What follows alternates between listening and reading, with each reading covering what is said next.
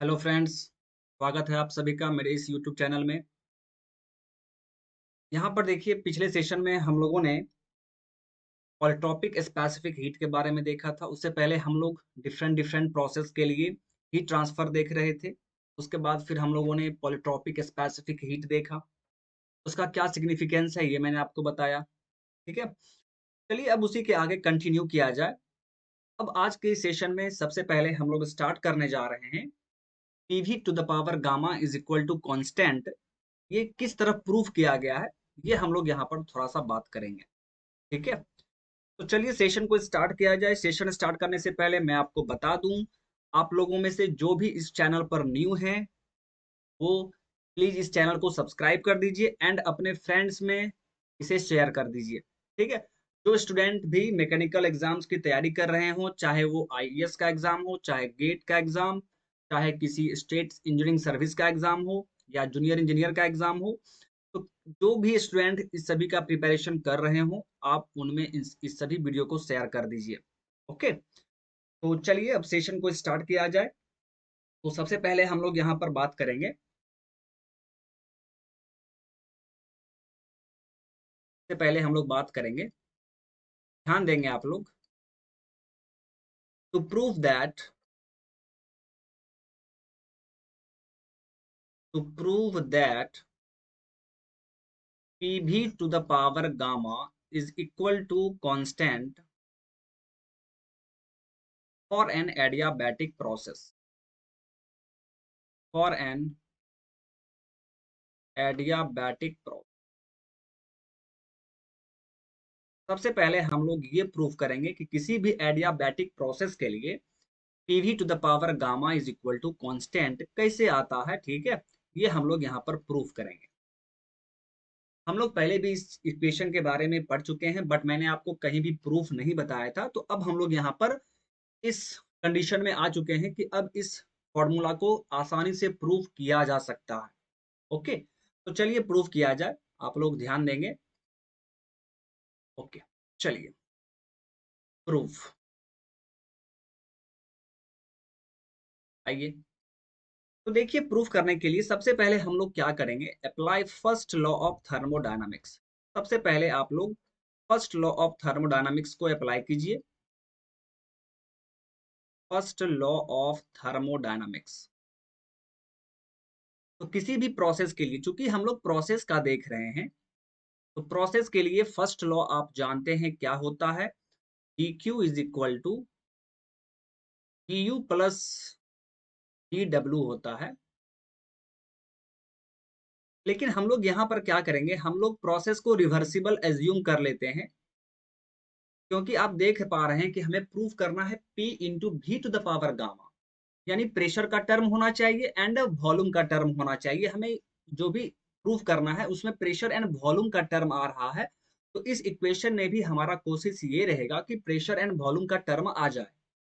तो कैसे आएगा, तो जब हम लोग रिवर्सिबल प्रोसेस एज्यूम कर लेंगे तो रिवर्सिबल प्रोसेस के लिए वर्क क्या होता है, पीडीवी होता है। ठीक है, यहाँ पर पी और भी आ गया, इसीलिए हम लोग यहाँ पर क्या करेंगे, रिवर्सिबल प्रोसेस एज्यूम कर लेंगे, so D U plus PDV,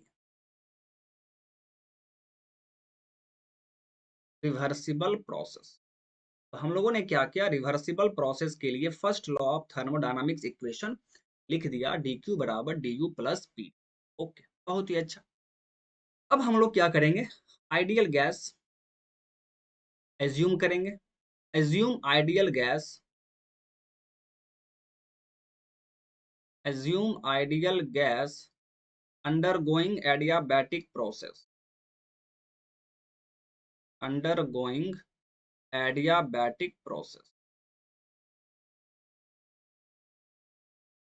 अब हम लोग एज्यूम कर रहे हैं कि आइडियल गैस एडियाबैटिक प्रोसेस कर रहा है, तो इस केस में क्या होगा माय डियर, प्लीज आप लोग ध्यान देंगे।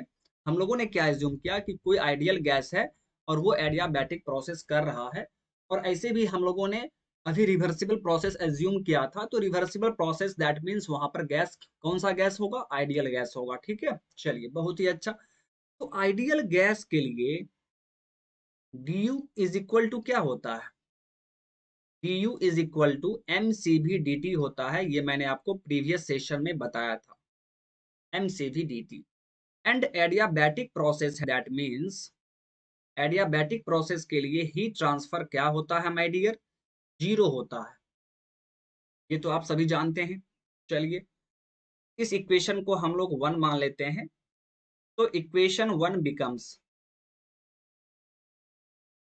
तो इक्वेशन 1 बिकम्स, हमारा इक्वेशन 1 क्या हो जाएगा, देखिए dq, और dq का वैल्यू एडियाबैटिक के लिए जीरो होता है, so zero is equal to du के जगह पर क्या लिखेंगे आप, mcv dt प्लस pdv।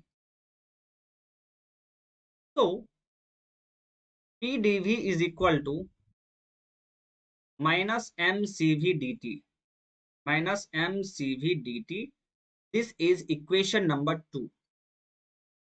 यहां से हमारा इक्वेशन नंबर 2 मिल चुका है।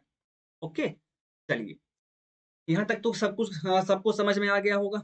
अब इसके आगे हम लोग मूव करते हैं। वी नो दैट, ध्यान देंगे आप लोग, वी नो दैट, हम लोग सभी जानते हैं H इज इक्वल टू क्या होता है, U plus PV, U plus PV, enthalpy is equal to U plus PV.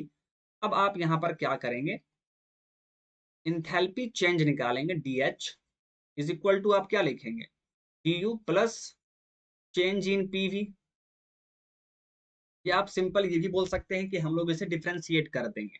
ठीक है, तो यहाँ से आपका देखिए क्या मिल जाएगा आपको, d H is equal to D U plus, एक बार P को बाहर निकालिए dV, और एक बार V को बाहर निकालेंगे तो VdP, इतना आ जाएगा हमारा, d H is equal to D U plus PdV plus VdP।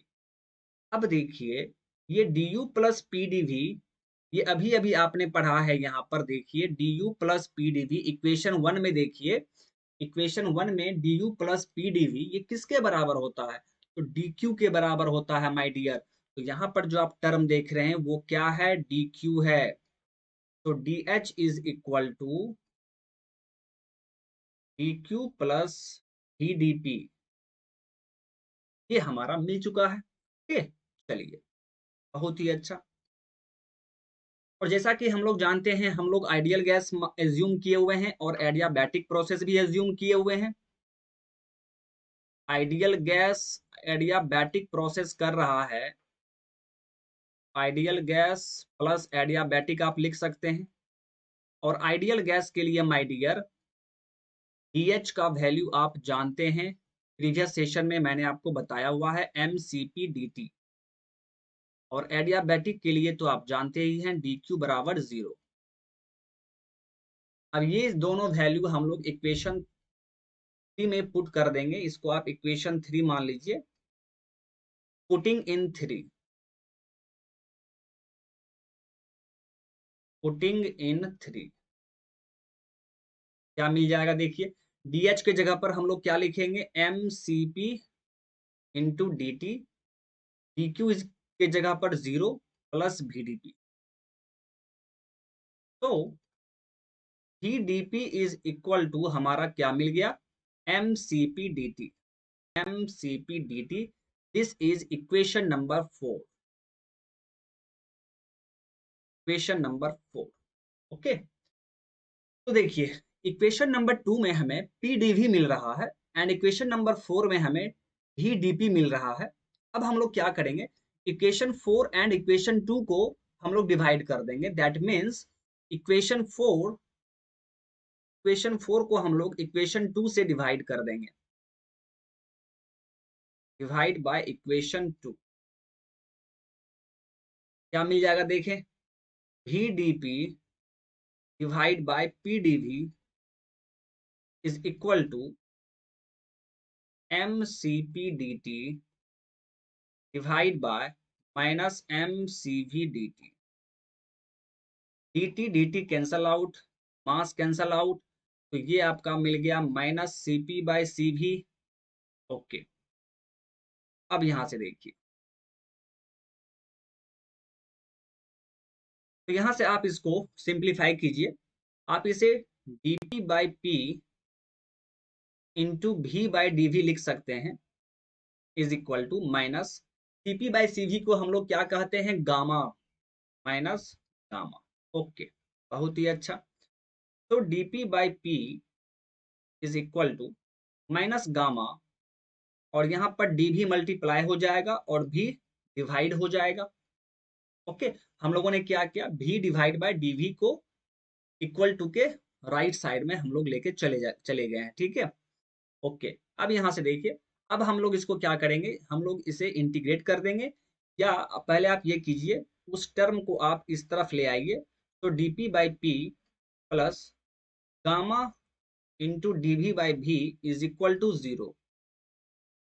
अब इस इक्वेशन को माय डियर इंटीग्रेट कर दिया जाए तो आपका आसानी से प्रूव हो जाएगा। इंटीग्रेटिंग दिस इक्वेशन,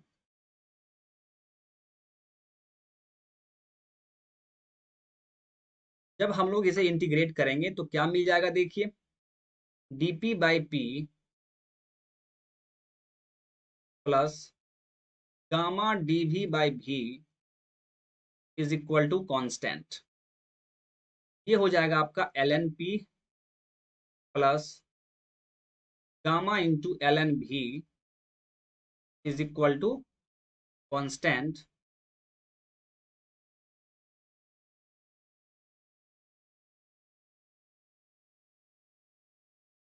इस यहाँ पर क्या हो जाएगा आपका, ln p plus ln v to the power gamma is equal to, यहाँ पर लॉग कांस्टेंट होगा ना, ओके ओके, चलिए वो तो ठीक था। ओके ओके, ये तो कांस्टेंट है, ये ln c हो गया। ओके, ln c इंटीग्रेट हुआ है तो वहां पर क्या आ जाएगा, ln c आ जाएगा, ठीक है। चलिए, अब यहाँ पे देखिए log m plus log n क्या होता है, log m इंटू n, तो इसे आप क्या लिखेंगे, ln p into v to the power gamma is equal to ln c। अब आप दोनों ही टर्म्स को इक्वेट कीजिए, इक्वेट कर दीजिए, तो आपका क्या मिल जाएगा, p into V to the power gamma is equal to constant. ये ही आपको प्रूफ करना था और ये हम लोगों ने प्रूफ कर दिया। That means p into V to the power gamma is equal to constant. और ये इक्वेशन हम लोगों ने किसके लिए प्रूफ किया है, तो फर्स्ट चीज क्या है कि ये एडियाबैटिक के लिए है। सेकेंड चीज जो कि आपको ध्यान में रखना है कि आइडियल गैस, हम लोगों ने आइडियल गैस एज्यूम करके इस इक्वेशन को प्रूफ किया है, तो ये चीज आपको ध्यान में रखना है। जब भी कोई ideal gas reversible adiabatic process कर रहा होगा तो वहां पर P into V to the power gamma is equal to constant valid होगा। बात समझ में आ रहा है आपको, तो ये पॉइंट आपको याद रखना है। When an ideal gas undergoes reversible adiabatic process, then this equation is used there. Okay? क्योंकि हम लोग आइडियल गैस एज्यूम किए हैं और एडियाबैटिक तो एज्यूम किए ही थे। ओके, दैट मीन्स रिवर्सिबल भी हम लोगों ने लेके चला था, तो ये पॉइंट आपको ध्यान में रखना है। मैं यहाँ पे लिख दे रहा हूँ, valid this equation is used, this equation is used when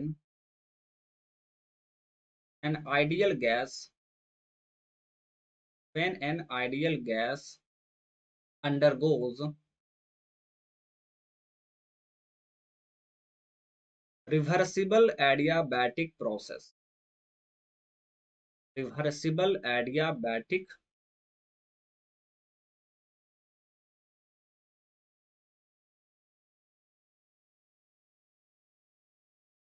देखिए थर्मोडायनामिक्स काफी आसान सब्जेक्ट है, ठीक है, बट यहाँ पर आपको हर एक चीज को ध्यान में रखना पड़ेगा कि किस कंडीशन में हम लोग किस इक्वेशन को यूज करेंगे, ठीक है, ये चीज आपको ध्यान में रखना है। सेकेंड चीज, आपको यूनिट का ध्यान रखना पड़ेगा। ओके, एंड थर्ड जो सबसे इंपॉर्टेंट चीज है, यहाँ पर चाहे वो आईईएस का एग्जाम हो चाहे गेट का एग्जाम हो, कभी भी आपको न्यूमेरिकल में डायरेक्ट किसी भी प्रोसेस के बारे में आपको नहीं बताया जाएगा, तो आपको क्वेश्चन को पढ़ के समझना है कि यहाँ पर किस प्रोसेस के बारे में बात किया जा रहा है। ओके, जैसे फॉर एग्जांपल हम लोगों ने कांस्टेंट वॉल्यूम के बारे में बात किया था, तो उसका एग्जांपल मैंने आपको बताया था रिजिड कंटेनर। ठीक है, अगर रिजिड कंटेनर है दैट मीन्स वहां पर वॉल्यूम कांस्टेंट होगा, दैट मीन्स वो कांस्टेंट वॉल्यूम प्रोसेस कहलाएगा। लेकिन क्वेश्चन में आपको क्लियरली इस तरह नहीं लिखा रहेगा कि यहाँ पर कांस्टेंट वॉल्यूम प्रोसेस हो रहा है, तो आपको क्वेश्चन में सिर्फ इस तरह दिया रहेगा कि ये एक रिजिड कंटेनर है। तो बस उसी रिजिड कंटेनर के नाम से आपको समझ जाना है कि यहाँ पर कांस्टेंट वॉल्यूम प्रोसेस हो रहा होगा। ठीक है, तो इस तरह क्वेश्चन में दिया जाता है, डायरेक्ट आपको नहीं दिया जाएगा, तो आपको क्वेश्चन पढ़ के समझना है। ठीक है, तो यदि आप सभी लेक्चर्स को अच्छे से देखते हैं, ठीक है, जिस तरह मैं आपको बता रहा हूँ, जिस तरह हम लोग क्वेश्चन सॉल्व करेंगे, अगर उन सभी चीज को आप अच्छे से देखते हैं, प्रैक्टिस करते हैं, तो आपका थर्मोडायनामिक्स काफी स्ट्रांग हो जाएगा। ठीक है, ओके, चलिए, तो ये चीज तो प्रूव हो गया एडियाबैटिक प्रोसेस के लिए। अब इसके आगे हम लोग मूव करते हैं, प्लीज आप लोग ध्यान देंगे। तो अब हम लोग यहाँ पर एक क्वेश्चन करने जा रहे हैं। यहाँ पर सबसे पहले हम लोग एक क्वेश्चन सॉल्व करेंगे। ओके, उसके बाद फिर आगे मूव करेंगे। देखिए इस क्वेश्चन में क्या कह रहा। ठीक है, क्वेश्चन को ध्यान से पढ़िए। ए fluid system contained in A piston cylinder machine, एक पिस्टन सिलेंडर मशीन है, उसमें फ्लूइड सिस्टम है, passes through a complete cycle, यानी वहां पर एक साइकिल फॉर्म हो रहा है ऑफ 4 प्रोसेसेस, और उस साइकिल में 4 प्रोसेस है।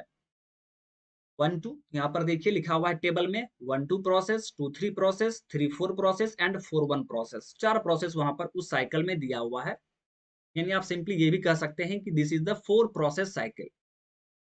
The summation of all heat transfer is -340 kilojoule पर साइकिल। तो summation of all heat transfer, देखिए माय डियर क्या दिया हुआ है, summation of all heat transfer, ये आपको क्वेश्चन में गिवन है -340 किलो जूल पर साइकिल। इसका मतलब समझिए, अब बहुत सारे स्टूडेंट्स को यहीं पर प्रॉब्लम होता है। माय डियर, ये जो हीट ट्रांसफर दिया हुआ है ना, ये 1 साइकिल के लिए है। 1 साइकिल का मतलब क्या, आइए समझते हैं इस चीज को।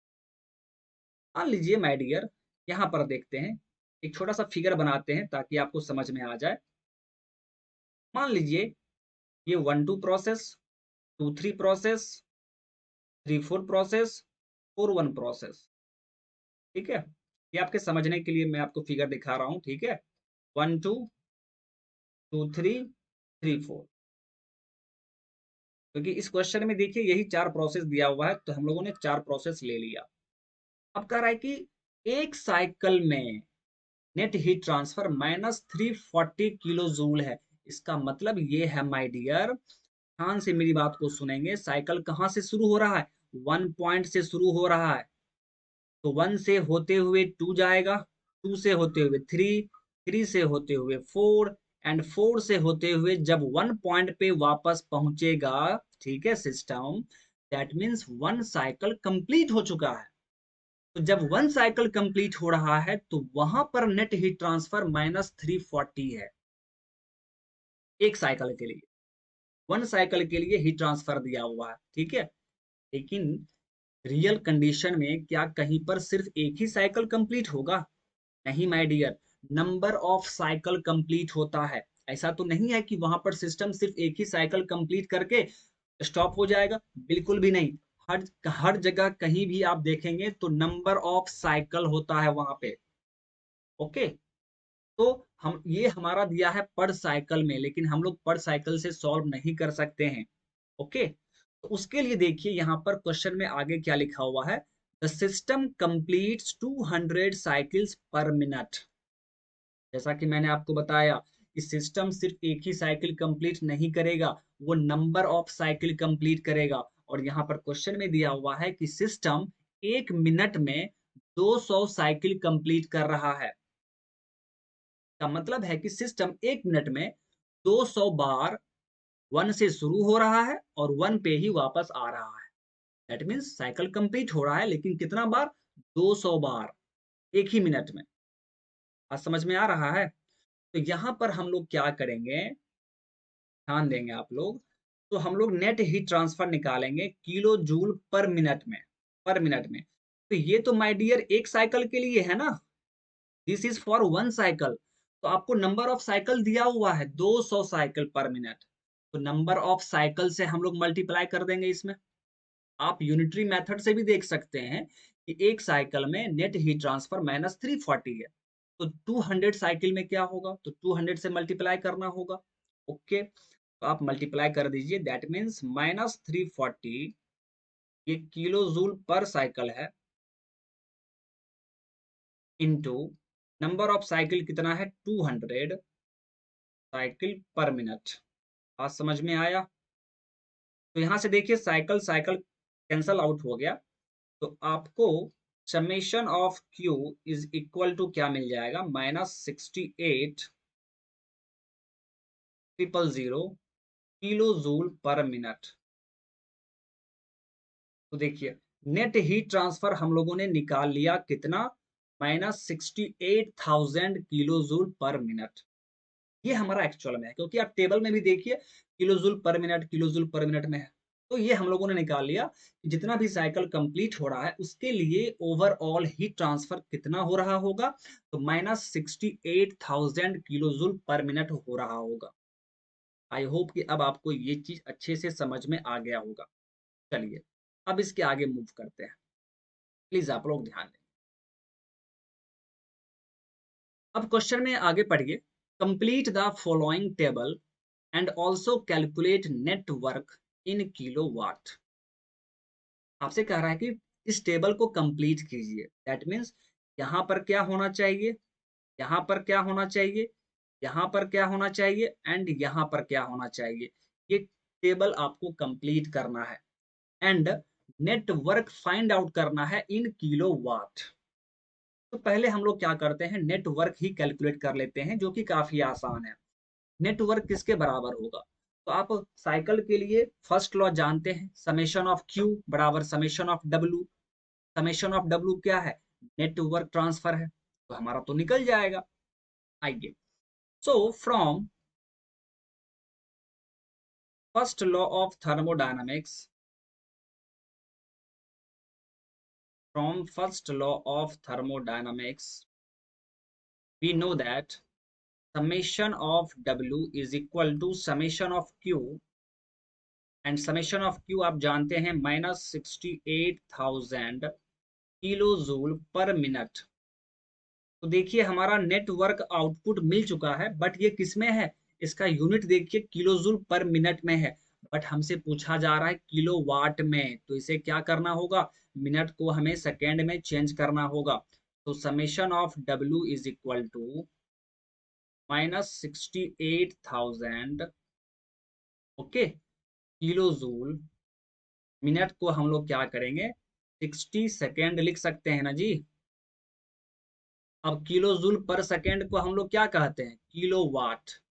दैट मीन्स हमारा किलो वाट में निकल गया है। आप एक जीरो कैंसल आउट कर दीजिए, तो यहां से आपका summation of W is equal to कितना मिल जाएगा। तो चलिए इसका वैल्यू देख लेते हैं कितना आएगा,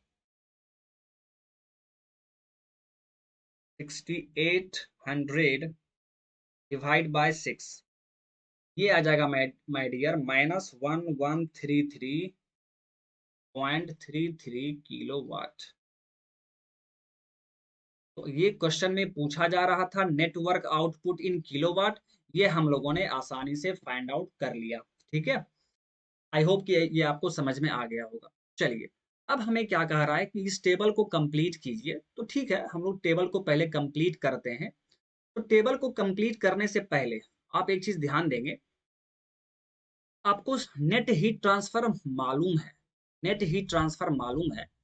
और हीट ट्रांसफर के कॉलम में देखिए 1-2 प्रोसेस के लिए हीट ट्रांसफर गिवन है, 2-3 प्रोसेस के लिए गिवन है, 3-4 प्रोसेस के लिए गिवन है, बट हमारा 4-1 प्रोसेस के लिए गिवन नहीं है।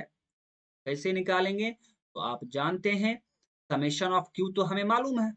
समेशन ऑफ क्यू क्या हो जाएगा, हीट ट्रांसफर इन 1-2 प्रोसेस प्लस हीट ट्रांसफर इन 2-3 process plus heat transfer 3-4 process plus heat transfer 4-1 process, सभी हीट ट्रांसफर को ऐड कर देंगे, वही तो हमारा नेट हीट ट्रांसफर होगा। तो यहाँ से देखिए समेशन ऑफ क्यू हमारा कितना है, तो ये हमें किलो जूल पर मिनट वाला यूज करना होगा। That means -68,000 is equal to Q12 zero दिया हुआ है, Q23 42,000, Q34 -4200 प्लस Q41। यहाँ से देखिए आपका Q41 आसानी से फाइंड आउट हो जाएगा। तो Q41 is equal to -68,000 -42,000 plus 4200। तो यहाँ से देखिए आपका Q41 फाइंड आउट हो चुका है। अब इसका वैल्यू आप देख लीजिए, ठीक है। 68,000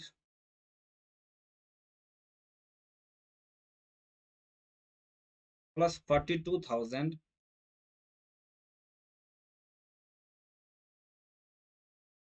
ये आ जाएगा आपका -105,800, इतना किलो जूल पर मिनट। तो आइए Q41 हमारा निकल चुका है। Q41 का वैल्यू देखिए हम लोगों ने निकाल लिया है, तो आप इसको टेबल में पुट कर सकते हैं, -105,800।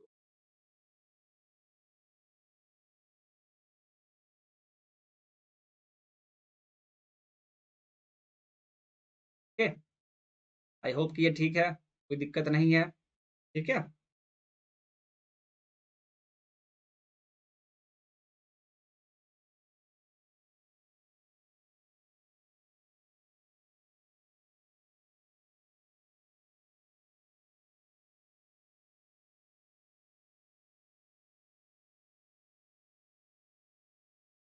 चलिए, तो ये हमारा Q41 निकल गया।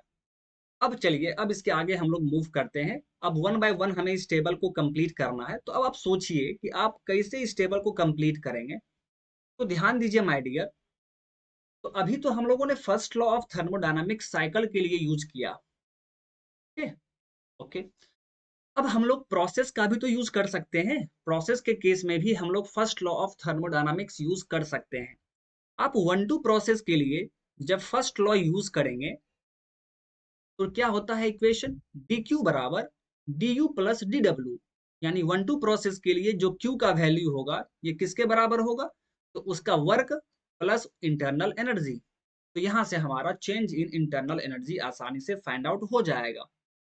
फिर उसी तरह हम लोग 2-3 प्रोसेस के लिए भी चेंज इन इंटरनल एनर्जी आसानी से फाइंड आउट कर सकते हैं।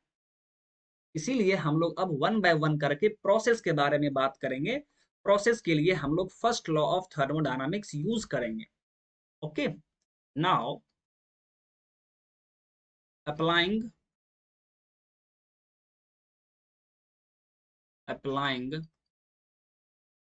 First law of thermodynamics for a process.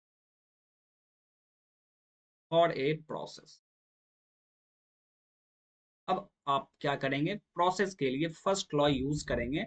और प्रोसेस के लिए माय डियर फर्स्ट लॉ क्या होता है आप बहुत अच्छे से जानते हैं। तो सबसे पहले हम लोग क्या करेंगे, फॉर प्रोसेस 1-2, 1-2 प्रोसेस के लिए आप यूज कीजिए। 1-2 प्रोसेस के लिए आप क्या लिखेंगे, dq12 is equal to du12 plus dw12। इस तरह लिखेंगे आप, dq12 बराबर du12 प्लस dw12। अब यहां से देखिए dq12 क्वेश्चन में कितना दिया है, 0 0। du12 हमें निकालना है, प्लस dw12 कितना दिया हुआ है, 4340। तो यहां से देखिए du12 ये कितना मिल जाएगा हमें, -4340, -4340, ये हमारा TU12 निकल गया, किलो जूल पर मिनट। तो ये हमें निकालना था, ये हम लोगों ने निकाल लिया, TU12। अब ये वैल्यू आप वहां पर पुट कर सकते हैं, -4340, -4340, यानी ये भी कंप्लीट हो चुका है। अब आइए 2-3 प्रोसेस के लिए। तो 2-3 प्रोसेस के लिए हमें हीट एंड वर्क दिया हुआ है, बट इंटरनल एनर्जी चेंज नहीं दिया हुआ है, तो ये हम लोग आसानी से फाइंड आउट कर लेंगे। आइए, अब हम लोग क्या करेंगे, for process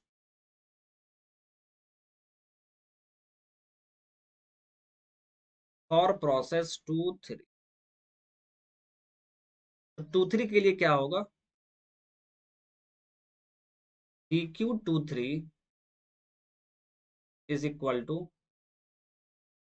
DU23 plus DW2। तो यहां से देखिए क्वेश्चन में आपको DQ23 DQ23 42,000 गिवन है, 42,000, एंड वर्क जीरो है, ठीक है। DQ23 क्वेश्चन में आपको 42,000 गिवन है, इज इक्वल टू DU हमें निकालना है, एंड वर्क हमें कितना दिया हुआ है, जीरो।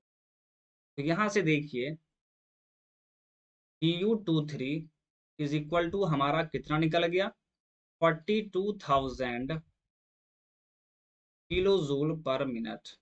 आइए, तो DU23 भी हमारा निकल गया 42,000, 42,000।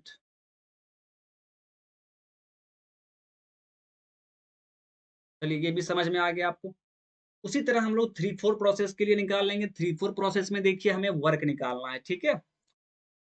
आइए, अब हम लोग 3-4 प्रोसेस के लिए भी देख लेते हैं।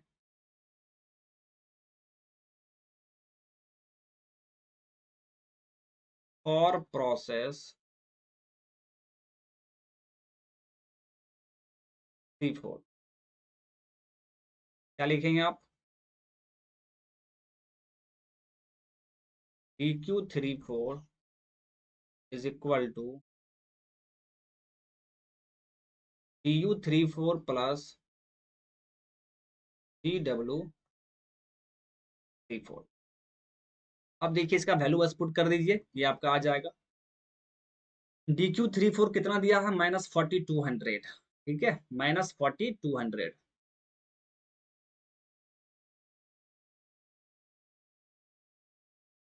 वर्क हमें निकालना है, ठीक है।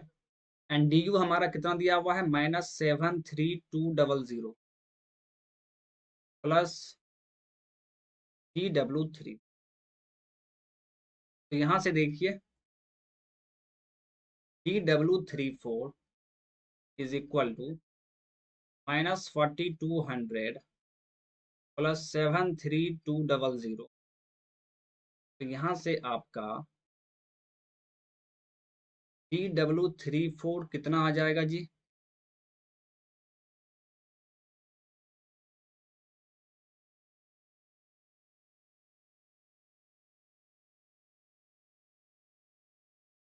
69,000 किलो जूल पर मिनट।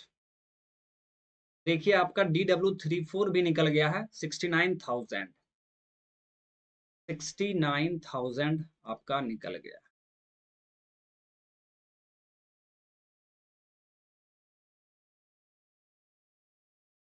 ओके, चलिए बहुत ही अच्छा, 69,000 हमारा निकल गया। अब हम देखिए देखेंगे यहाँ पर हमें दो चीज निकालना है, एक निकालना है वर्क अब, और एक निकालना है चेंज इन इंटरनल एनर्जी, ठीक है। तो उसके लिए देखिए बड़ा सिंपल सा चीज है, यहाँ पर देखिए आप चाहेंगे तो पहले वर्क निकाल लेंगे, ठीक है, क्योंकि summation of work, summation of net work transfer हमें मालूम है कितना है, तो -68,000 है। यहाँ पर आपने निकाला था ना -68,000, तो वहां से हमारा 4-1 प्रोसेस के लिए W निकल जाएगा। तो पहले तो आप वही निकाल लेंगे, ठीक है। आइए,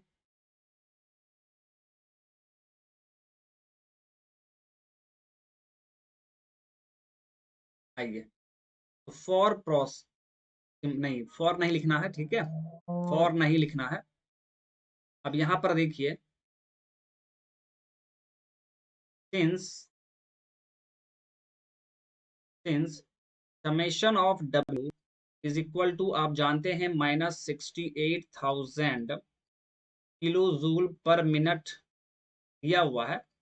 तो समेशन ऑफ W को आप कैसे लिखेंगे? तो W12 plus W23 plus W34 plus W41 is equal to क्या दिया हुआ है? -68,000। तो यहाँ से देखिए, W12 4340 है, W23 0 दिया हुआ है, प्लस W34 कितना दिया हुआ था जी? 73200 plus W4 is equal to -68। ठीक है, एक बार आप मिला लीजिए।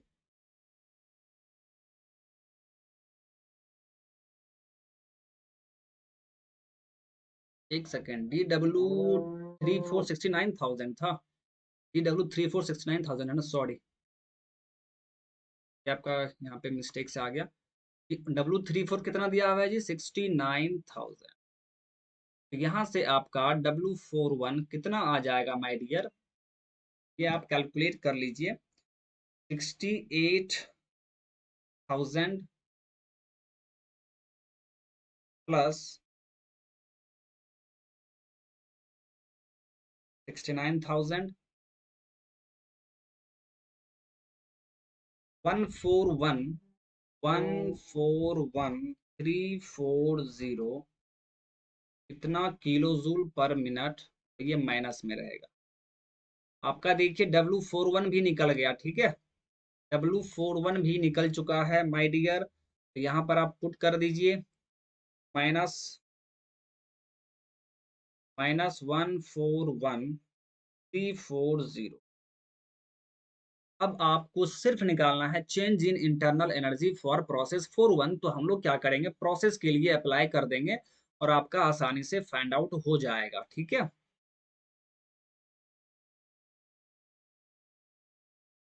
फॉर प्रोसेस 41, फॉर प्रोसेस 41 क्या होता है?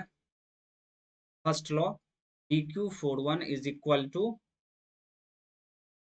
DU41 plus DW41। DQ41, ठीक है। DQ41 देखिए कितना दिया हुआ है? DQ41 -1058 -1058 0 बराबर DU41 हमें निकालना है, एंड DW41 तो अभी अभी हम लोगों ने निकाला है, इज इक्वल टू DU41 -141,340। तो यहाँ से आप DU41 निकाल लीजिए, -105800 प्लस 141,340। तो DU41 इज इक्वल टू, देखिए आपका कितना आ जाएगा? 141,340 -1058, ये आपका आ गया 35,540 किलो जूल पर मिनट। देखिए ये भी आपका निकल गया 35,540। कितना है जी? 35,540। ओके, तो चलिए आपका टेबल भी कंप्लीट हो गया। अब यहाँ पर आप एक एक तरीके से चेक कर सकते हैं कि आपने जो निकाला है वो सही है या गलत है। तो आप एक चीज समझिए, ये क्या है? DU क्या है? Change in internal energy. Internal energy क्या होता है? प्रॉपर्टी। तो याद कीजिए, मैंने आपको बताया था कि किसी भी साइकिल के लिए चेंज इन प्रॉपर्टी जीरो होता है। तो यहाँ पर 4 प्रोसेस है, तो इस 4 प्रोसेस मिलकर साइकिल कंस्टिट्यूट कर रहा है। तो इस साइकिल के लिए चेंज इन इंटरनल एनर्जी, यानी इस सभी को जो हम सम करेंगे तो हमारा क्या आ जाएगा समय, net change in internal energy आ जाएगा। तो ये तो जीरो होना चाहिए। आप इन सभी वैल्यूज को ऐड करके देख लेंगे, अगर वो जीरो आ जा रहा है दैट मीन्स आपका कैलकुलेशन सही है। ओके, तो यही प्रोसेस था माय डियर। आई होप कि आपको ये समझ में आ गया होगा। तो चलिए अब इसके आगे हम लोग मूव करते हैं। ओके, इसके आगे हम लोग चीज को देखते हैं, ध्यान देंगे आप लोग।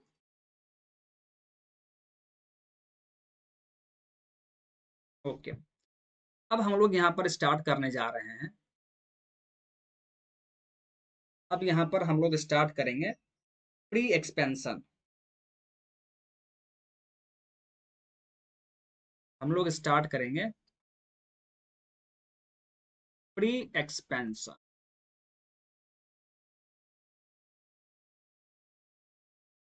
और इसी को आप सिंपली बोल सकते हैं अनरिस्ट्रेन्ड एक्सपेंशन। अनरिस्ट्रेन्ड एक्सपेंशन बहुत ज्यादा इंपॉर्टेंट है माय डियर। यहाँ से क्वेश्चन पूछा जाता है, आपको न्यूमेरिकल भी पूछा जा सकता है या यहाँ से थ्योरेटिकल क्वेश्चन भी पूछा जाता है। तो आप लोगों को ध्यान देना पड़ेगा, ठीक है। तो यहाँ पर समझिए, इस फ्री एक्सपेंशन प्रोसेस में हम क्या करेंगे। सबसे पहले इसका हम लोग मतलब समझते हैं कि फ्री एक्सपेंशन होता क्या है, ठीक है। फिर उसके बाद हम लोग यहाँ पर कुछ कॉन्सेप्ट को समझेंगे। तो देखिए, आपको नाम से ही लग रहा है फ्री एक्सपेंशन, यानी ऐसा एक्सपेंशन जो फ्रीली हो रहा हो, यानी उसको अपोज किसी के द्वारा नहीं किया जा रहा होगा। कोई सब्सटेंस है और वो किसी स्पेस में, किसी जगह में एक्सपैंड कर रहा है, बट उसके एक्सपेंशन में किसी भी तरह का रेजिस्टेंस नहीं आ रहा है, कोई उसको अपोज नहीं कर रहा है। इस तरह के एक्सपेंशन को आप क्या कहेंगे? Free expansion. लेकिन माय डियर, अगर ऐसे देखा जाए कोई भी चीज एक्सपैंड कर रहा है तो जनरली वहां पर किसी दूसरे चीज के द्वारा उसको उसको अपोज किया जाता है। लेकिन यदि कोई सब्सटेंस वैक्यूम में एक्सपेंड कर रहा हो, वैक्यूम में, क्या वहां पर उसको अपोज करने वाला, उसको रोकने वाला कोई दूसरा सब्सटेंस है? बिल्कुल नहीं है, क्योंकि वैक्यूम में तो कुछ भी नहीं होता है, मास जीरो है, ठीक है। दैट मीन्स वहां पर उसको किसी भी चीज के द्वारा अपोज नहीं किया जा रहा है, तो उसे हम लोग कहेंगे फ्री एक्सपेंशन। जैसे मान लीजिए कि ये रूम है, इस रूम में हम लोगों ने क्या किया, कोई सब्सटेंस, जैसे फॉर एग्जांपल मान लीजिए हाइड्रोजन, मान लीजिए हाइड्रोजन गैस, हम लोगों ने किसी किसी कंटेनर में हाइड्रोजन गैस लाया और यहाँ पर हम लोगों ने उसको ओपन कर दिया। तो माय डियर, ये हाइड्रोजन गैस तो पूरे रूम में एक्सपैंड करेगा ना। लेकिन जब ये हाइड्रोजन गैस एक्सपैंड करेगा तो इसको, इसके एक्सपेंशन को रोकने के लिए यहाँ पर एयर पहले से प्रेजेंट है। ये एयर का पार्टिकल्स उस हाइड्रोजन के पार्टिकल्स को एक्सपैंड करने से रोकना चाहेगा, उसको अपोज करेगा, रेजिस्टेंस प्रोड्यूस होगा वहां पर। तो यहाँ पर आप इसको फ्री एक्सपेंशन नहीं बोल सकते हैं। लेकिन वही अगर इस रूम में हम लोग हाइड्रोजन गैस को ओपन कर रहे हैं, लेकिन उसके ओपन करने से पहले यदि हम लोग इस रूम को इवाक्वेटेड कर दें, दैट मीन्स यहाँ पर हम लोग वैक्यूम क्रिएट कर दें और फिर यहाँ पर हाइड्रोजन गैस को ओपन करें, तो हाइड्रोजन गैस का पार्टिकल्स जो यहाँ पर एक्सपैंड करेगा, उसको अपोज करने के लिए यहाँ पर कुछ भी प्रेजेंट नहीं है। तो यहाँ पर हाइड्रोजन गैस का जो एक्सपेंशन होगा उसे हम लोग फ्री एक्सपेंशन कहते हैं। आज समझ में आया? आई होप कि ये आपको समझ में आ गया है। तो फ्री एक्सपेंशन को हम लोग क्या कहेंगे? इसका डेफिनेशन पहले मैं लिख दे रहा हूं। The expansion of A gas,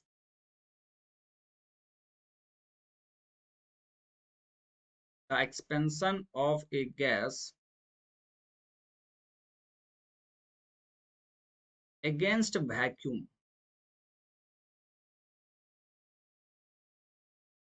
is known as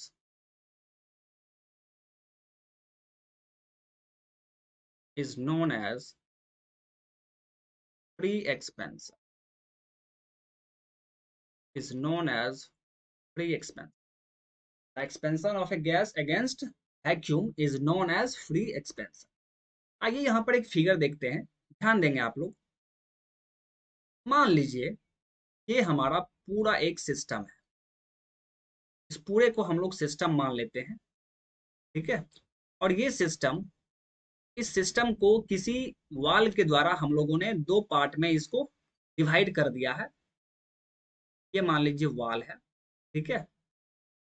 यहाँ पर देखिए इस पार्ट में कोई गैस है, इस पार्ट में गैस है, ठीक है। बट इस पार्ट में कुछ भी नहीं है, दैट मीन्स वैक्यूम है। कुछ नहीं है, दैट मीन्स यहाँ पर वैक्यूम है, ओके। और इस सिस्टम को इवैक्यूएट किया गया है एंड इंसुलेट किया गया है, ओके।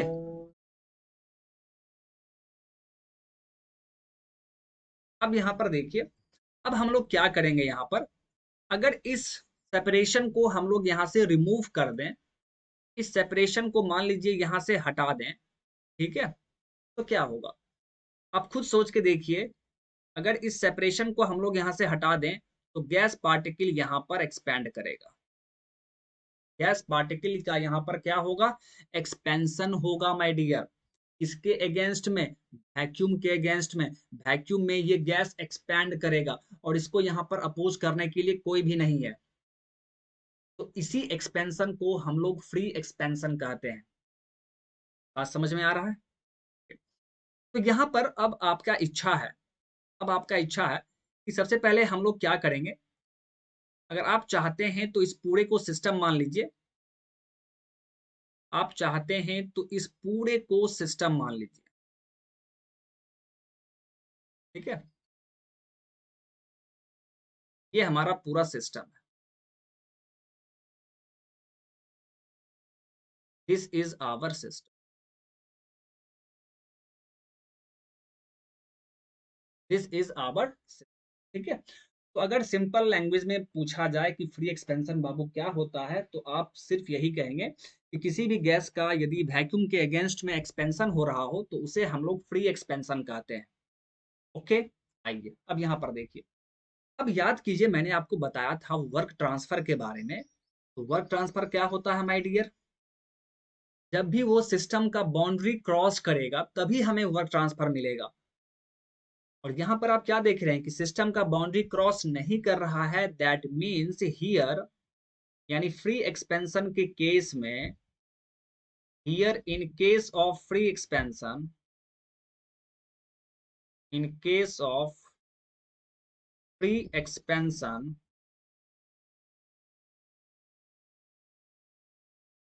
सबसे पहला चीज हीट ट्रांसफर जीरो है क्योंकि सिस्टम इंसुलेटेड है, एंड वर्क ट्रांसफर यहाँ पर जीरो होगा।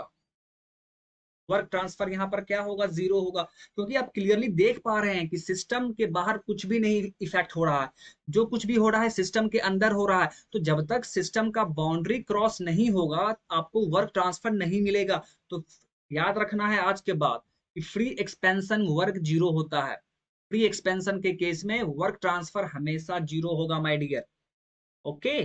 चलिए अब आप लोग क्या करेंगे, apply first law of thermodynamics.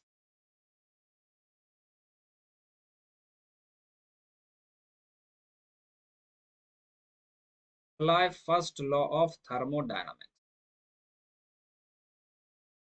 क्या हो जाएगा देखिए, D Q is equal to D U plus D W. D Q zero है, is equal to D U, and D W भी आपका जीरो है। दैट मीन्स आप क्या कहेंगे, so D U is equal to zero. और D U को हम लोग क्या कहते हैं, चेंज इन इंटरनल एनर्जी।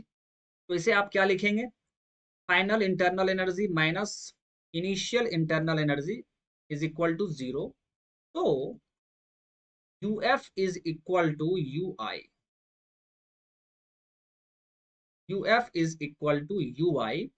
यानी अगर कोई गैस वैक्यूम के अगेंस्ट में एक्सपेंड कर रहा है तो वहां पर उस गैस का initial internal energy and final internal energy दोनों सेम होगा। कोई भी गैस, चाहे वो रियल गैस हो चाहे वो आइडियल गैस हो, तो ये चीज आपको ध्यान में रखना है कि ये किसी भी गैस के लिए वैलिड होगा। Okay, valid for any gas.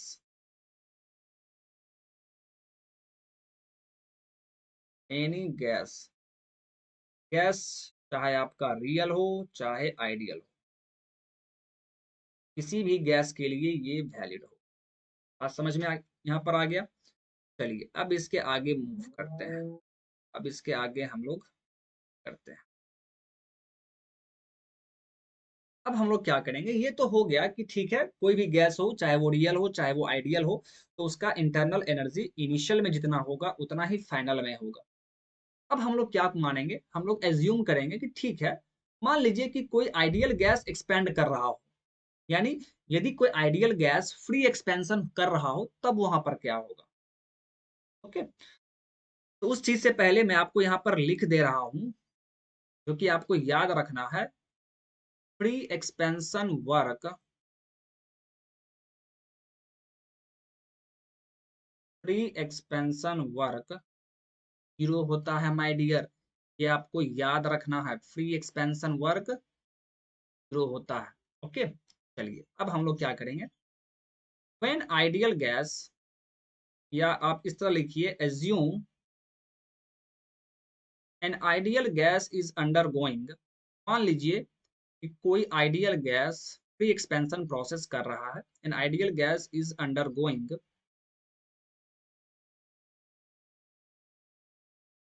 Undergoing free expansion process, free expansion process.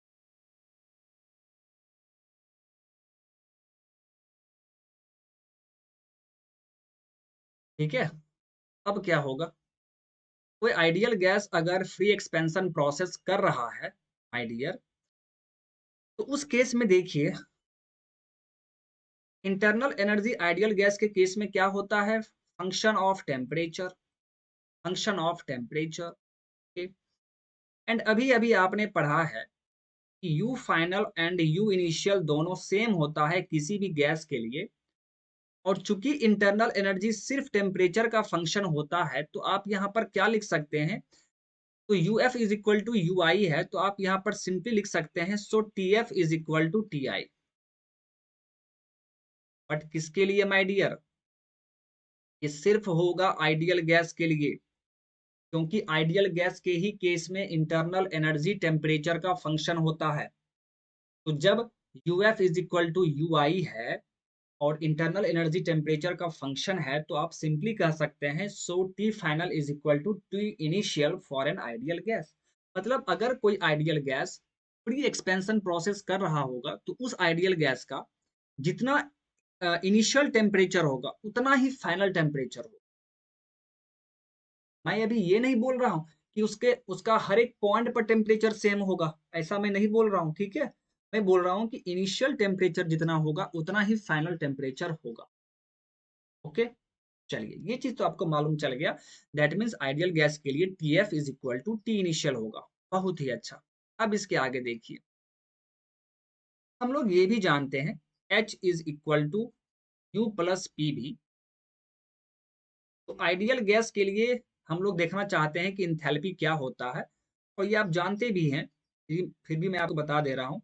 Ideal gas के लिए यू तो टेम्परेचर का फंक्शन है, एंड पीवी, पीवी किसके बराबर होता है जी, M R T, mass constant है, आर कांस्टेंट है।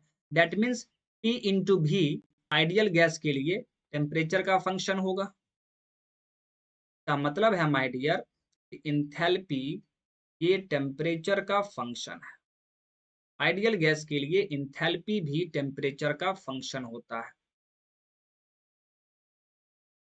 For an ideal gas. ठीक, चलिए बहुत ही अच्छा। तो अब यहां पर देखिए, चूंकि since since T F is equal to T initial है आइडियल गैस के लिए, और इंथैल्पी टेम्परेचर का फंक्शन है, इसका मतलब ये है कि एच एफ और एच आई दोनों बराबर होगा किसके लिए? आइडियल गैस के लिए। आइडियल गैस के लिए यानी यदि कोई ideal gas free expansion process कर रहा होगा तो वहां पर तीन चीज होगा। पहला, initial internal energy final internal energy के बराबर है। ये तो दोनों के लिए है ना, चाहे रियल गैस हो चाहे आइडियल गैस हो। सेकेंड हम लोगों ने देखा टी एफ बराबर टी आई। थर्ड हम लोगों ने देखा H I is equal to H F. ये तीन चीज आपको याद रखना है जब भी कोई ideal gas free expansion process कर रहा होगा। ओके, चलिए यहाँ पर तो पेज नहीं बच रहा है, एक सेकेंड।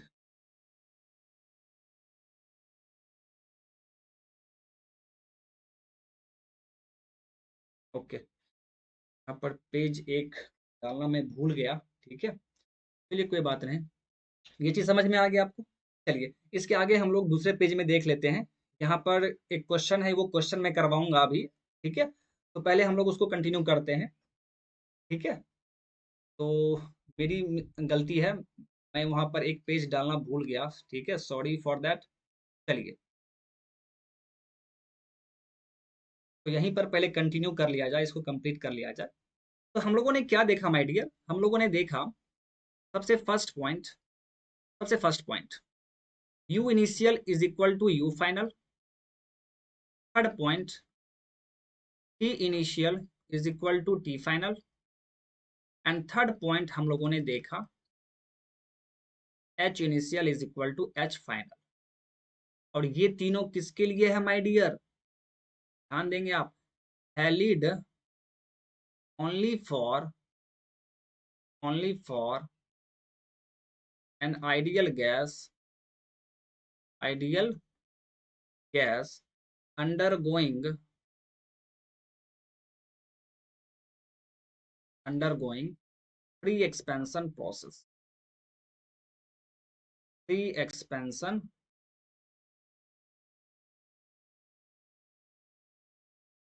ये याद रहेगा आपको। जब कोई ideal gas free expansion process कर रहा होगा तो वहां पर ये तीन चीज आपको ध्यान में रखना है कि ये तीन चीज वहां पर वैलिड होगा। Initial enthalpy, final enthalpy, initial temperature, final temperature, and initial internal energy and final internal energy. Okay, चलिए बहुत ही अच्छा। अब यहाँ पर हम लोग एक पॉइंट को समझेंगे जिसमें स्टूडेंट को काफी दिक्कत होता है। यहाँ पर जैसा कि मैंने आपको बताया टी इनिशियल और टी फाइनल दोनों बराबर है, तो बहुत सारे स्टूडेंट को ये लगता है कि सर यहाँ पर दैट मीन्स आइसोथर्मल प्रोसेस हो गया है। नहीं, बिल्कुल भी नहीं, आइसोथर्मल प्रोसेस नहीं है। क्योंकि हम लोग जानते हैं माय डियर कि आइसोथर्मल प्रोसेस में क्या होता है, टेम्परेचर हर एक पॉइंट पर कांस्टेंट होता है। ये मान लीजिए टी एक्सिस है, तो यदि आइसोथर्मल की बात किया जाए, इस तरह आप कोई प्रोसेस ड्रॉ करेंगे, तब आप बोलेंगे कि सर ये आइसोथर्मल प्रोसेस है, क्योंकि यहाँ पर हर एक पॉइंट का टेम्परेचर सेम होगा, हर एक पॉइंट का टेम्परेचर सेम। लेकिन मैं यहाँ पर ऐसा नहीं बोल रहा हूँ। यहाँ पर प्री एक्सपेंशन में इनिशियल और फाइनल बराबर है। अब इस चीज को समझिए अच्छे से। यहाँ पर देखिए,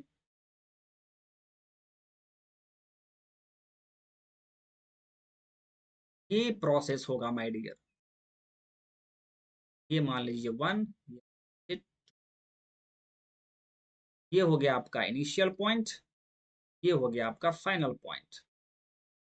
देखिए, initial temperature and final temperature बराबर है, लेकिन इंटरमीडिएट टेम्परेचर बराबर यहाँ पर नहीं होता है। क्यों नहीं होता है, ध्यान से समझेंगे आप इस चीज को। ठीक है, देखिए यहाँ से इस वन पॉइंट से लेके यहाँ तक, मिडिल तक, ठीक है, यहाँ तक क्या होता है, आप देख पा रहे हैं कि टेम्परेचर इस रीजन में डिक्रीज हो रहा है।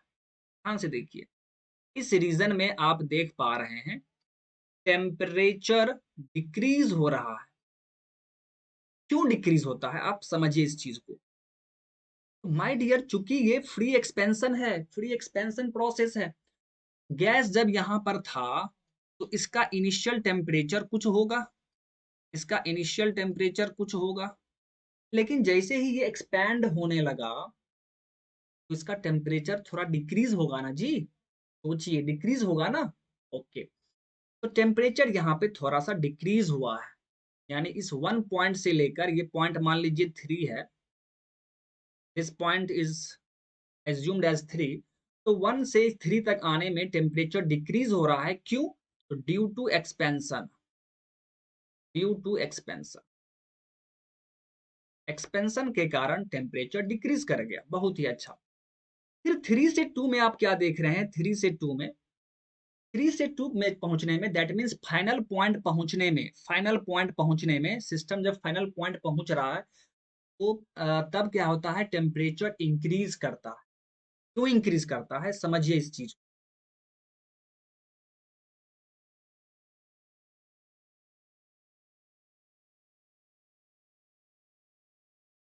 यहाँ पर देखिए, ये गैस है, ये वैक्यूम है, और यहाँ से गैस एक्सपेंड किया माय डियर। तो जब एक्सपेंशन हुआ तो टेम्परेचर डिक्रीज किया, एंड के बाद क्या होता है कि ये जो पार्टिकल्स है, गैस पार्टिकल्स, ये इस कंटेनर के वॉल के पास यहाँ पर आएगा, ठीक है, यहाँ पर। तो इस मॉलिक्यूल्स का वॉल के साथ रबिंग होता है, रबिंग, रबिंग एक्शन होगा। ये जो गैस मॉलिक्यूल्स है, इसका कंटेनर के वॉल के साथ रबिंग होगा, और उस रबिंग के कारण उसका टेम्परेचर फिर से इंक्रीज होने लगता है। इनिशियली क्या हो रहा है? टेम्परेचर डिक्रीज कर रहा है क्योंकि एक्सपैंड हुआ है। फिर जब एक्सपेंशन हो गया तो जब ये मॉलिक्यूल्स वॉल के पास आएगा, ठीक है, तो वॉल के साथ इस मॉलिक्यूल का रबिंग होता है, और उस रबिंग के कारण, ठीक है, टेम्परेचर उसका राइज कर जाएगा, और फिर ये फाइनल पॉइंट पर देखिए इनिशियल टेम्परेचर के बराबर उसका टेम्परेचर पहुंच जाता है, ठीक है। दैट मीन्स माय डियर, इस रीजन में आप क्या देख रहे हैं? इस रीजन में टेम्परेचर इंक्रीज हो रहा है। क्यों इंक्रीज हो रहा है? Due to, due to molecular rubbing, due to molecular rubbing with the walls of container, with the walls of container,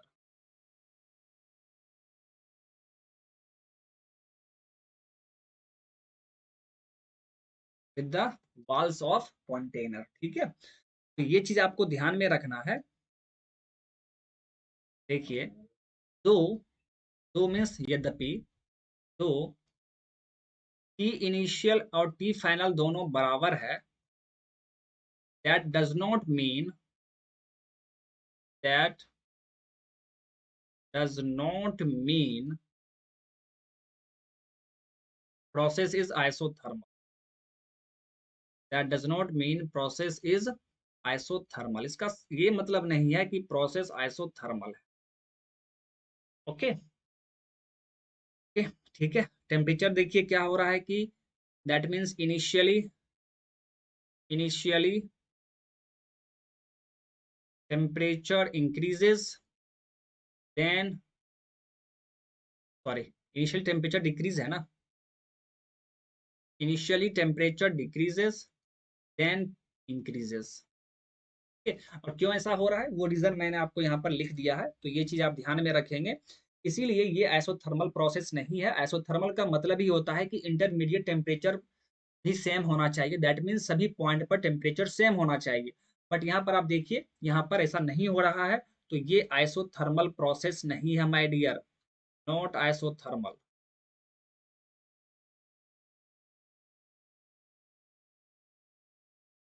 और ये जो प्रोसेस आपका है, ठीक है, यानी 1 3 2 जो प्रोसेस है, ये जो प्रोसेस है, ये फ्री एक्सपेंशन प्रोसेस है, फ्री एक्सपेंशन प्रोसेस। अब एक चीज आप सोचिए, ये फ्री एक्सपेंशन किस तरह का प्रोसेस होगा? रिवर्सिबल होगा या इरिवर्सिबल होगा? तो माय डियर, अभी आपने देखा, मैंने आपको बताया भी कि एक्सपेंशन के कारण टेम्परेचर डिक्रीज किया, और फिर उसके बाद टेम्परेचर इंक्रीज कर जाता है, क्यों? मॉलिक्यूलर रबिंग के कारण, दैट मीन्स फ्रिक्शन के कारण। तो यहाँ पर माय डियर फ्री एक्सपेंशन में फ्रिक्शन आता है, तो फ्रिक्शन के कारण ये प्रोसेस कैसा होगा? इरिवर्सिबल प्रोसेस होता है। Okay, due to molecular rubbing, due to molecular rubbing, that means friction,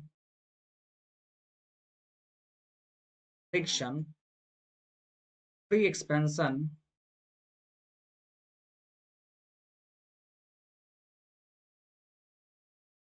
free expansion is an irreversible process. Free expansion एक इरिवर्सिबल प्रोसेस हो। ओके, यहाँ तक कोई दिक्कत? चलिए, बहुत ही अच्छा।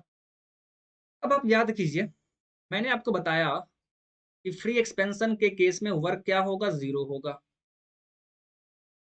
फ्री एक्सपेंशन वर्क जीरो होता है, that means W is equal to zero.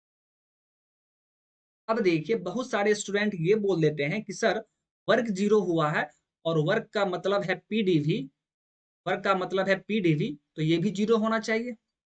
बहुत स्टूडेंट को ऐसा लगता है कि सर यहाँ वर्क तो जीरो हो गया है, दैट मीन्स पीडीवी बराबर भी जीरो होना चाहिए। क्यों my dear?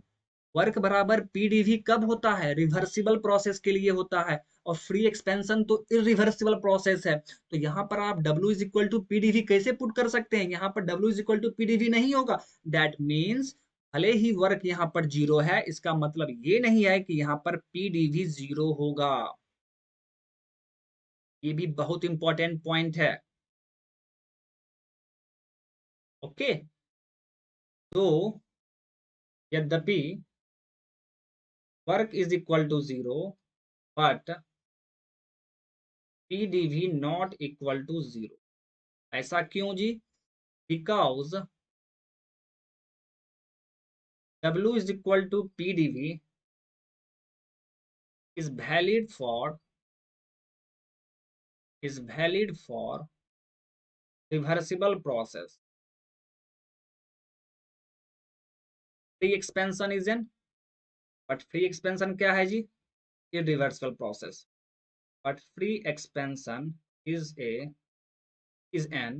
irreversible process.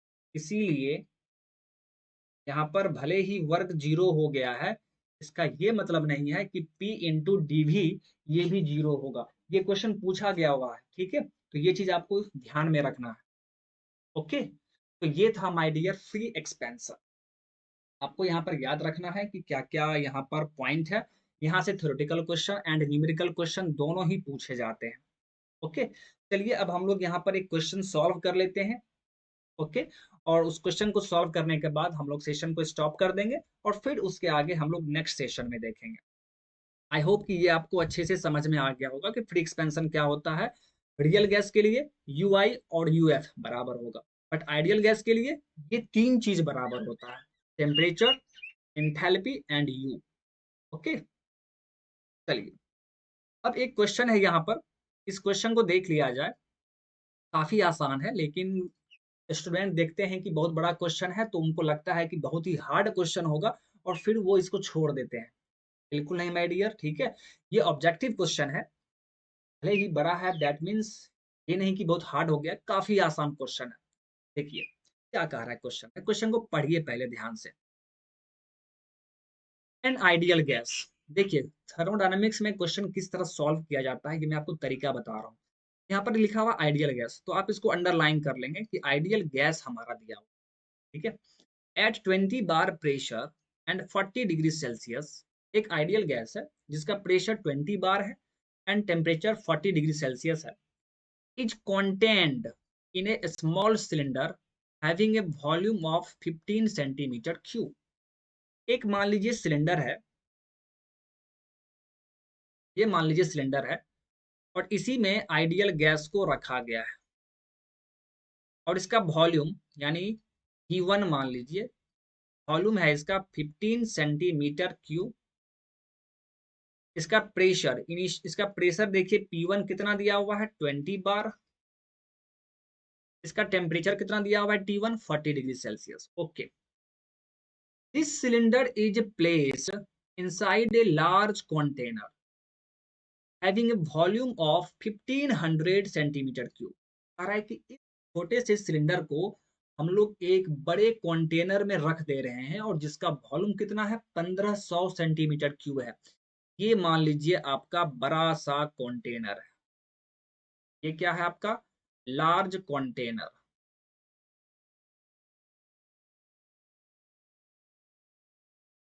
Large container और इसका वॉल्यूम कितना है जी? V2 का वॉल्यूम है 1500 सेंटीमीटर क्यूब। अब देखिए क्या कह रहा है, the large container is perfectly insulated. ये जो लार्ज कंटेनर है इसको परफेक्टली इंसुलेट कर दिया गया है। ठीक है, ऐसा मैं दिखा दे रहा हूं, दैट मीन्स ये क्या है? इंसुलेटेड है। Okay, and evacuated by an appropriate means. इस लार्ज कंटेनर को इवाक्वेट किया गया है। देखिए इस क्वेश्चन में कहीं भी आपको बोला जा रहा है कि यहाँ फ्री एक्सपेंशन हो रहा है? नहीं बोला जा रहा है, लेकिन इस क्वेश्चन को पढ़ के आप समझ जाएंगे कि यहाँ पर क्या हो रहा है। क्या कह रहा है कि लार्ज कंटेनर को परफेक्टली इंसुलेट कर दिए हैं और उसको इवाक्वेट कर दिए हैं। आप बड़े से कंटेनर को क्या कर दिए हैं? इवाक्वेट कर दिए हैं। दैट मीन्स इस बड़े से कंटेनर के अंदर क्या है? वैक्यूम है, कुछ नहीं है, वहां पर कोई भी सब्सटेंस नहीं है। अब देखिए, the gas is allowed to discharge. इस छोटे सिलेंडर में जो गैस रखा हुआ है उसको अलाउ किया जा रहा है कि डिस्चार्ज हो जाओ, मतलब यहां से निकल जाओ। उससे निकलने क्या अलाउ कर दिया गया। And fill the large container, मतलब यहां से गैस निकलकर क्या होगा? कह रहा है कि लार्ज कंटेनर को फिल कर देगा। मतलब इस गैस का अब एक्सपेंशन होगा किसके अंदर? वैक्यूम है जी यहाँ पर, तो वैक्यूम के अगेंस्ट में एक्सपेंशन होगा। तो ये किस तरह का क्वेश्चन हो गया? ये माय डियर फ्री एक्सपेंशन का क्वेश्चन हो गया। क्वेश्चन में पढ़िए, कहीं भी आपको फ्री एक्सपेंशन लिखा हुआ है? कहीं भी नहीं लिखा हुआ है। इस तरह आपको समझना है माय डियर, क्वेश्चन को पढ़ के समझना पड़ेगा। ओके, चलिए अब एक चीज आप समझिए यहाँ पर, प्लीज ध्यान देंगे। गैस इस छोटे से सिलेंडर के अंदर है, तो मान लीजिए उसका मास, उस गैस का मास m1 है। उस गैस का मास m1 है और ये जो बड़ा सिलेंडर, सॉरी, और ये जो बड़ा कंटेनर है इसमें तो कुछ है ही नहीं, वैक्यूम है। और फिर जब गैस वहां से एक्सपैंड होगा, ये हो गया initial condition, this is the initial condition. और फाइनल कंडीशन क्या होगा? जब गैस यहां से निकलकर लार्ज कंटेनर में भर जाएगा। जब लार्ज कंटेनर में गैस आपका भर जाएगा तो वो क्या हो गया? फाइनल कंडीशन हो गया। हुआ ना जी फाइनल कंडीशन? ये कब का कंडीशन है? जब गैस पूरा भर जाएगा लार्ज कंटेनर में, so this is the final condition. आप सोचिए, इस बड़े से कंटेनर में कितना गैस एक्सपैंड होगा? तो जितना गैस का मास छोटे से सिलेंडर में है वही मास एक्सपैंड होगा ना। एक्स्ट्रा मास तो कहीं से भी नहीं आ रहा है।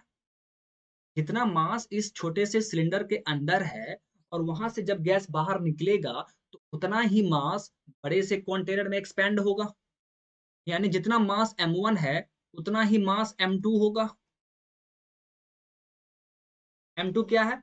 मास इन द लार्ज कंटेनर, ठीक है, इन द फाइनल कंडीशन। दोनों मास तो सेम रहेगा ना जी। यानी m1 बराबर क्या होगा? m2 होगा। कोई दिक्कत?